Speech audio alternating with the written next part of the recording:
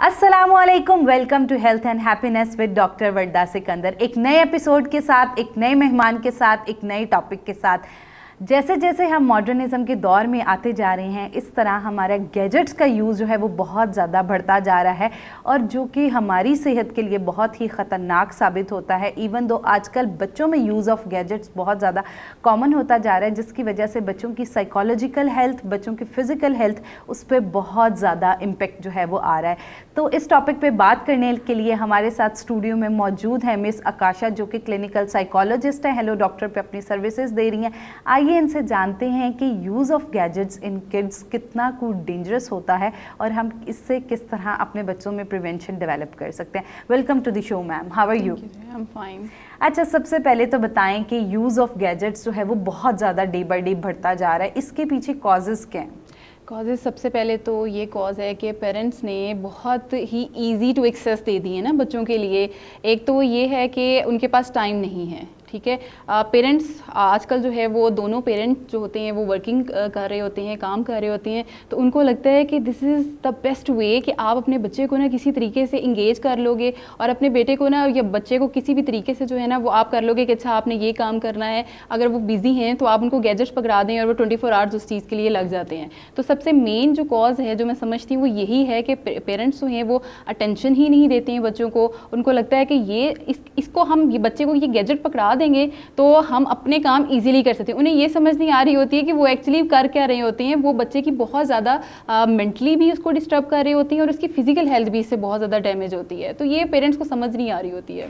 आपने बात की कि उनकी फ़िज़िकल हेल्थ जो है उस पर बहुत ज़्यादा इम्पेक्ट आता है गैजेट्स का। तो फ़िज़िकल हेल्थ पे बात की जाए तो कौन कौन सी ऐसी चीज़ें हैं जो हमारी हेल्थ को?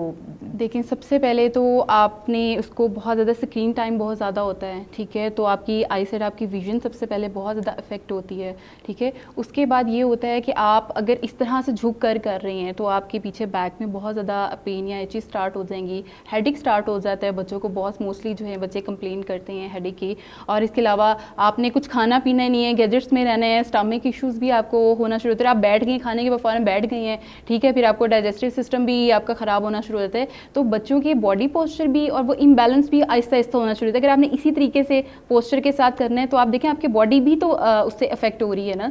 तो ये फिजिकल सिम्टम्स बहुत सारे जो हैं वो आना शुरू होते हैं, क्योंकि आपका स्क्रीन टाइम के साथ साथ आपकी पूरी जो है वो एक रिवॉल्व कर रही होती है, आपकी पूरी बॉडी ऑर्गन जो है वो इसके साथ रिवॉल्व कर रहे होते हैं। तो वो पूरा अफेक्ट कर रहा होता है, आपकी सिर्फ एक पार्ट्स को नहीं, आपके पूरे सारे बॉडी पार्ट्स को जो है अफेक्ट कर रहा होता है। आपने ज़बरदस्त बात की कि बिल्कुल हमारी जो फिज़िकल जो हेल्थ है उस पर बहुत ज़्यादा इम्पेक्ट आ रहा होता है। बट बीइंग अ साइकोलॉजिस्ट हमारे यहाँ माई कहती हैं कि अगर जो है वो हमारे बच्चे गैजेट्स ना देखें तो वो खाना नहीं खाते हैं, या ऑब्वियसली वो लोग हमारी डेली लाइफ में रिवॉल्व नहीं हो सकते।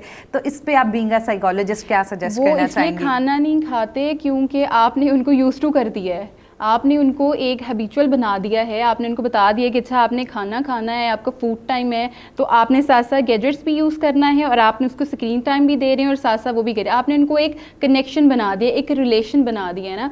और बच्चे की साइकी से बहुत डिस्टर्ब होती है, क्योंकि देखिए सबसे जो मेन इसका एक मैं समझती हूँ वो ये चीज़ है, पेरेंट्स की अटेंशन नहीं मिलती बच्चों को, ठीक है। पेरेंट्स का जो एक अफेक्शन होती है ना उससे बच्चे डिप्राइव्ड हो जाते हैं, ठीक है, क्योंकि पूरा टाइम पेरेंट्स ने टाइम नहीं देना और आप गैजेट्स यूज़ कर रहे हैं, पेरेंट्स से बहुत दूर हैं। तो पेरेंट्स का जो एक ब्रॉटअप होता है बच्चे का जो होना चाहिए वो तो हो ही नहीं ना रहा। तो बच्चे की साइकी कैसे बनेगी, बच्चे का एक मेंटल लेवल कैसे बनेगा, आपने कैसे उसकी डेवलप करनी है, उसकी ग्रूमिंग ही नहीं हो रही है ना। तो ये तो बड़ा एक इफेक्ट है जो कि पेरेंट्स को समझ ही नहीं आ रहा होता कि वो बच्चे के साथ असल में क्या कर रहे होते हैं, किस तरीके से उसके साथ जो है वो डील कर रहे होते हैं। इसके साथ साथ आपकी सोशलाइजेशन बच्चे की बहुत डिस्टर्ब होती है, ठीक है। आप देखें कि बच्चे ने अगर गैजेट्स ही यूज़ करना है या वो सारा टाइम उसी में रहेगा तो वो फ्रेंड्स कब बनाएगा, यानी फ्रेंड्स के साथ भी अगर आपने बहुत सारे मोस्टली बच्चे देखे हो, हाँ, अगर वो ग्रुप में भी हैं तो वो गैजेट्स ही यूज़ कर रहे हैं, मतलब हर किसी के पास कम्युनिकेट करने का ट्रेंड ही ना कम होता जा रहा है। तो वो क्या है कि लैक ऑफ कम्युनिकेशन होगी आपकी। जब कम्युनिकेशन ही बहुत ज़्यादा लो होना शुरू हो जाएगी, तो आपकी सोशलाइजेशन ही नहीं होगी। और आपको इस इन्वायरमेंट में सर्वाइव करने के लिए सोशल होना पड़ता है।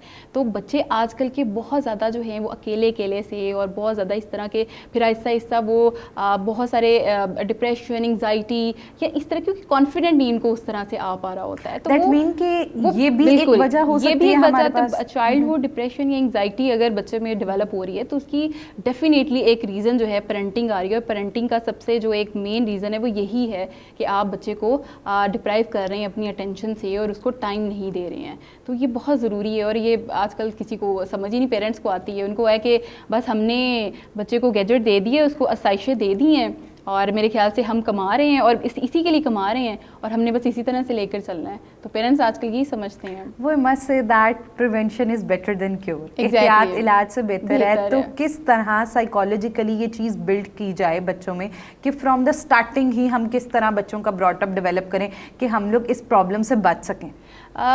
उसके लिए सबसे पहले पेरेंट्स को ही काम करना होगा। उनको चाहिए कि अपना एक टाइम स्केड्यूल बना लें। आई कैन टोटली अंडरस्टैंड कि पेरेंट्स भी बिजी होते हैं, उन्होंने होल ऑफ द डे जो है वो काम करना होता है, लेकिन उसमें से थोड़ा सा स्केड्यूल के साथ थोड़ा सा टाइम निकाल लें।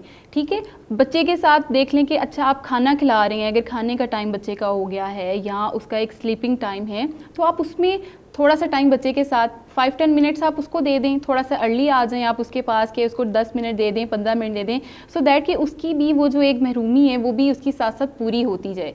उसके अलावा आप कोशिश करें कि एक्टिविटीज़ के बच्चों में जो है वो बहुत ज़्यादा करें। कोई एक्सरसाइजेस उसको, कोई जिमिंग या कुछ भी इस तरह से जो बच्चे का इंटरेस्ट है। अगर थोड़ा ज़्यादा बच्चा है, बड़ी एज का है थोड़ा सा, तो आप उसको उस तरीके से उसकी एक्टिविटीज़ के हिसाब से कर लें।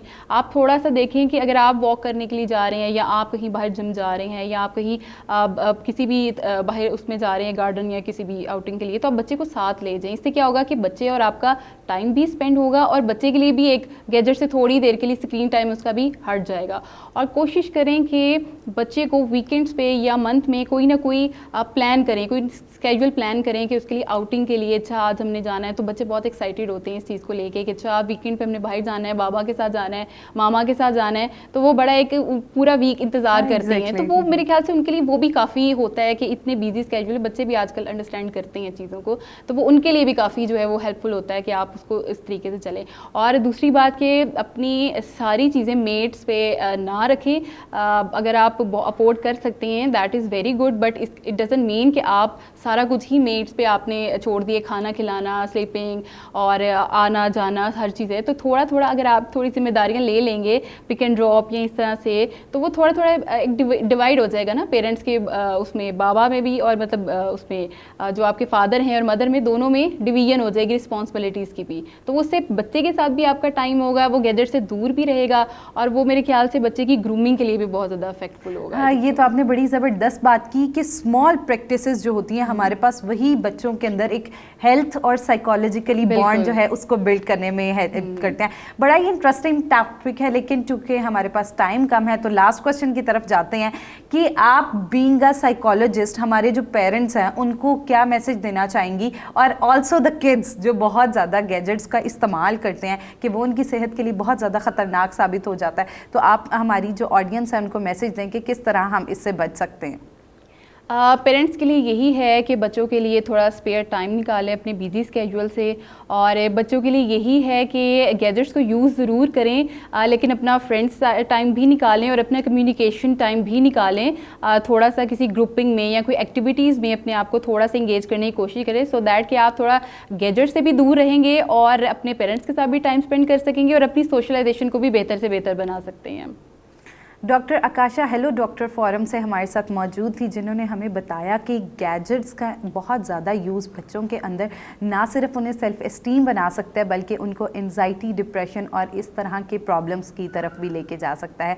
तो आप कोशिश करें अपने बच्चों को अपने साथ रिवॉल्व करें, ऐसी एक्टिविटीज़ डेवलप करें कि जिनसे बाआसानी वो इस प्रॉब्लम से बच सकें और उनकी फ़िज़िकली और साइकोलॉजिकल हेल्थ जो है वो दोनों इम्प्रूव हो सकें। अगर आपके बच्चों के अंदर भी एंजाइटी, डिप्रेशन या बहुत ज़्यादा सेल्फ इस्टीम है, इंट्रोवर्ट हैं, तो आप फौरी तौर पे उनको अपने किसी करीबी साइकोलॉजिस्ट को कंसल्ट करें। और अब आप घर बैठे हेलो डॉक्टर फोरम से भी हमारे फोरम पे मौजूद साइकोलॉजिस्ट से सेशन ले सकते हैं। Thank you so much. Don't forget to give your feedbacks. मिलते हैं एक नए एपिसोड के साथ। अल्लाह हाफ़िज़।